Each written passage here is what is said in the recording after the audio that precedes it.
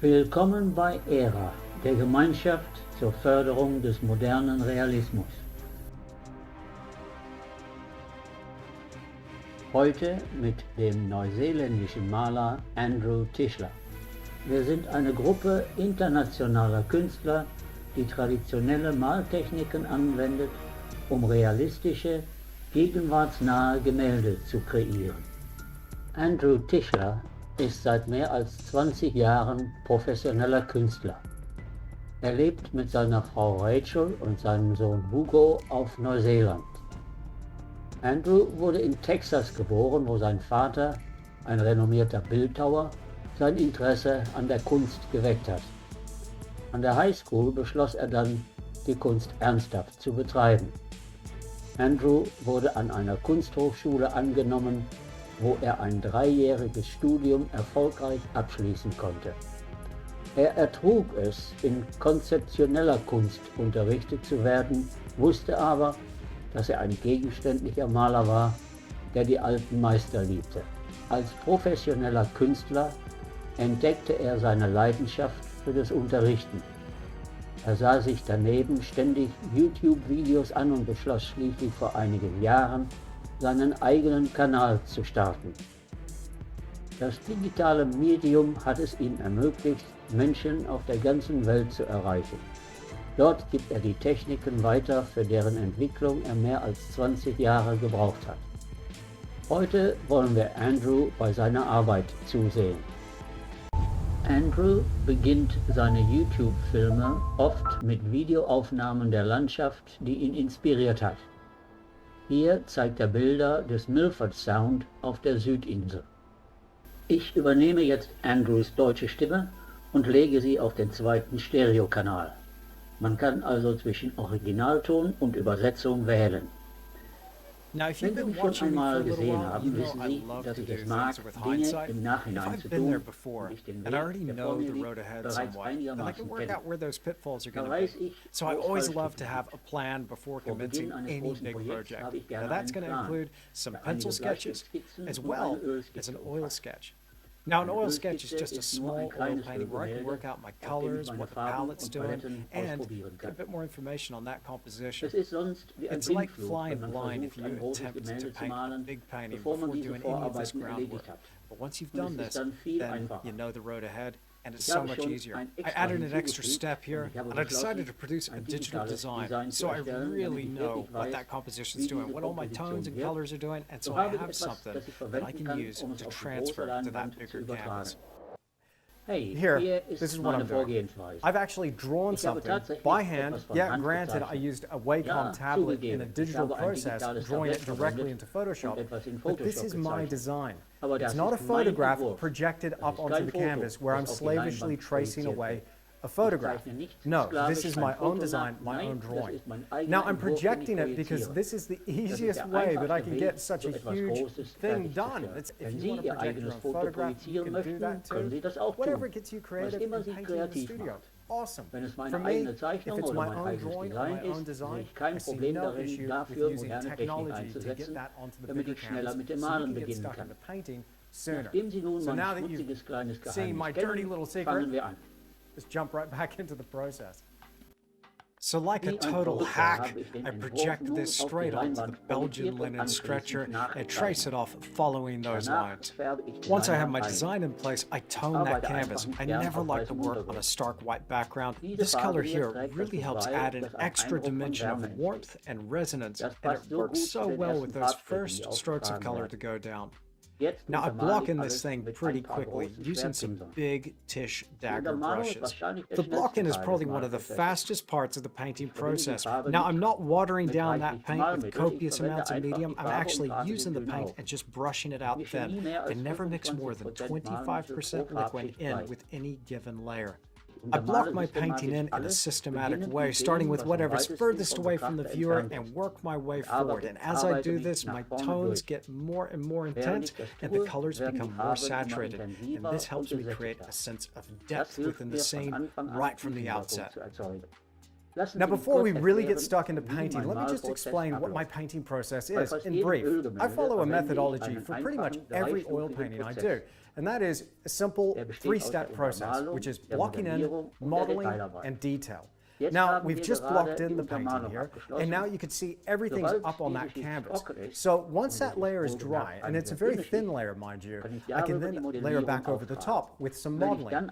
This is where I start to get a little bit more detailed, the brush strokes get a bit finer, and the mark making is a bit more fragmented, and I start to build up that surface. And once that's done, then I move on to the detail. I used to try to rush into the detail process, but I found it's much easier following this three-step method. Let's jump into it. If I mixed about 25% medium in with my paint layers, generally it's dry the very next day and I can add another layer over the top. And as I do this, it gets richer and richer. Now, I'm not trying to get any thickness here, really, in the paint layer, but I just want to start creating a touch of texture and create some more interesting brush strokes, and just add to the level of richness to the surface. My colors are also starting to get more intense and a touch more saturated, again, depending on where in the painting I'm working. But now is my opportunity to really clearly delineate individual features in this landscape and start to render each and every form. I work my way up to the detail layer. I find the detail has to be earned. Early on in my career, I just wanted to rush straight into it. Consequently, I created a lot of work and it was just abortive. But this process has saved me so many times. So I begin things very loose and sketchy, covering a lot of area, and then work my way towards specifics. Now, I try to take the lead from the old masters, and more in my painting process, I'm using materials that they used. This painting's really starting to shape up, but there's a long way to go. From here, what I do is break up that sky and allow some windows in this portion so I can shine light down into the scene. Now, the daggers are good for a broad stroke, a fine line, or for some nice random marks as I twist that handle. Slowly over time, I add to the complexity of the surface, just layering brush strokes on top of one another. And now, as I'm beginning to build up some of that thickness, I'm using some liquid impasto medium. Again, no more than 25% mixed in with my oil paint.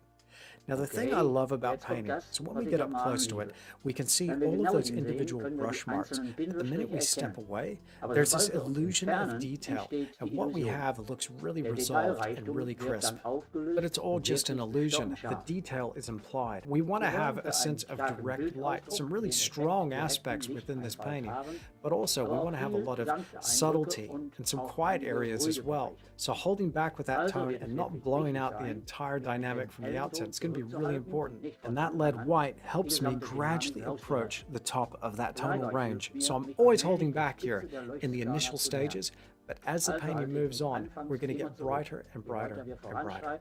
Now, I've not only been holding out with that tone, but also my color and saturation.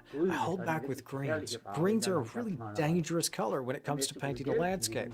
If we get too much yellow out in that green and it's too strong, it comes too far forward. So what I do is desaturate this, gray it out, and push it way back. Conversely, as those tiers of depth come forward, the green gets stronger and stronger and stronger. And it's by playing with these tonal relationships as well as these color relationships that allows me to create a sense of depth in the scene. So as I begin to layer over the top of this and start adding some details here in the foreground, I'm going to get a bit more intense with my tones and my colors. That green is so much stronger, but also the tone in this tree is so much darker, so it's going to start to leap ahead of that distant mountain. I'm working with several different tones and colors all at once to create relief in all of these areas in the painting. And we're only given an indication of texture and form because we have a difference in those tones and colors. Now, as you have seen here, this is a huge painting. So an area like the foreground here with all of these individual elements takes me about a week to 2 weeks to just cover this area alone. Let's talk about some tricks here for painting grasses. Again, I'm starting pretty general, working my way towards specifics, brushing in some of this texture with a fan brush as well as a palette knife. I load the palette knife edge on, and these things are actually great precision painting tools. Now, when painting something like grass, it takes a heck of a long time to build up any kind of detail and texture across that surface, but it is worth it. By just sticking with it and using a variety of tones and colors, I can create all sorts of interesting textures right here in the foreground. When creating individual blades of grass like this, I go back and continually reload that palette knife. These sorts of details really draw the eye. And again, it takes a while, but man, it is so worth it. Now here, with these foreground rocks and a bit of nice, warm, and brighter tone, I'm going to begin to define each and every stone. Now I'm working again simultaneously with that shadow and that highlight. Each and every rock has got to appear as a unique shape. This technique also takes a little while, but it's important that we create a natural-looking dynamic so we don't form any distractions that will take away from the overall image. Now, when I was originally blocking in this water, I wanted to establish what the overall composition was going to look like, but I knew I had to come back and firmly establish what was happening underneath the reflective surface. Now, I break apart the water into sections that I can get my head around. So this first one, I'm just focusing on that underlying layer. I'm going to come back and layer over this area, so I only want to create a moderate amount of texture with the brushwork. Now, rather than give the water the whole treatment all the way across, I lift out little tones and colors here and there to create more interest under the water. Now we'll come right back to the water in just a second, but first, let me share with you a super secret technique for painting sun rays. Now the light in the painting is a constant. It's going to be emanating from one source and traveling in straight lines. I need to anchor exactly where the sun is in this scene. So I'm using this super secret special technique, which is simply a screw and some bricklayers twine. So now I know that wherever that sun is shining, it's going to be traveling in a straight line from that single source. So then I can stretch this string out, and I have this as a guide to be able to place all of my highlights. Little tricks like this have helped me so much with creating a new level of realism within my paintings. Having a singular source for that light is absolutely essential in landscape painting. There's only one source, and that's the sun. Now, following those gaps in the clouds above, this is helping me establish exactly where individual highlights are going. I use the shadows cast by this string as a guide for the sun rays that are shining out of these clouds. Now this here is a glaze. It's just a thin amount of pigment suspended within a medium. I've used glazes throughout this painting process to help me push the realism and three-dimensionality.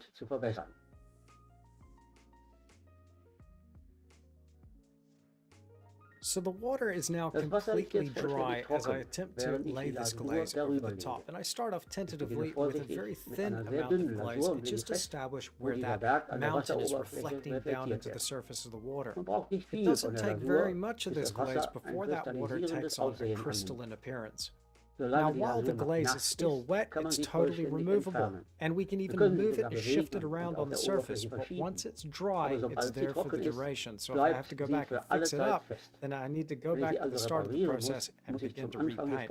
So I have a limited window of opportunity here to make sure I've got things in the right place. As I bring the glaze towards the viewer, it gets thinner and thinner and thinner. This is mimicking that phenomenon where the reflection is weaker, closer to us as a viewer, as we look directly through the surface of the water. But when we're looking across it, that's when the reflection is strongest. So you'll notice here there's some difference in that glaze from the immediate foreground as it approaches the midground. With soft, sweeping strokes, I can even create some ripples across the surface. I don't try to get the glaze to do all of the work in one sitting. Rather, I come back over many sittings and just build it up bit by bit, constantly checking for its effectiveness. Now, it's important when you're painting something this big to continually get up out of your chair and view it from a distance and evaluate the overall situation. Once I have that glaze down, reflecting the mountains and the sky, I come back and worry about anything sitting on the surface that might be reflecting down into the water.